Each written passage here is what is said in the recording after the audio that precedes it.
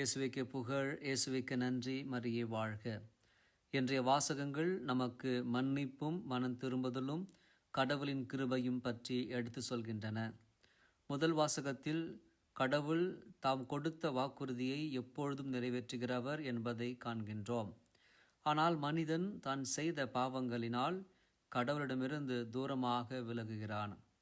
அதே நேரத்தில் மனிதன் மனம் திரும்பி மீண்டும் அவரிடத்தில் திரும்பி வரும்போது கருணையுள்ள கடவுள் அவனை அன்புடன் ஏற்றுக்கொள்கிறார்.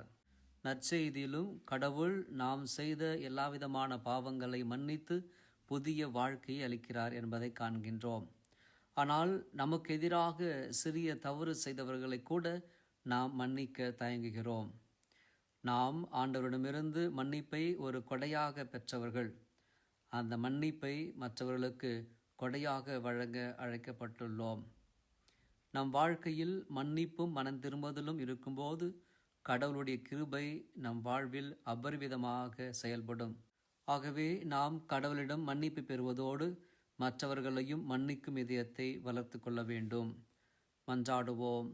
கருணையுள்ள ஆண்டவரே, எங்கள் பாவங்களை மன்னித்து எங்களை எப்போதும் அன்போடு ஏற்றுக்கொள்ளும் உமது கிருபைக்கு நன்றி செலுத்துகின்றோம். நாங்கள் பெற்ற மன்னிப்பை போல மற்றவர்களையும் மனமோந்து மன்னிக்க எங்களுக்கு அருள் தாரும். மனம் திரும்பிய இதயத்தோடும் அன்பும் சமாதானமும் நிறைந்த வாழ்க்கையோடும் உம்மை பின்பற்ற எங்களை வழிநடத்தும். தந்தை, மகன், தூய் ஆவியானவரின் பெயராலே ஆமென்.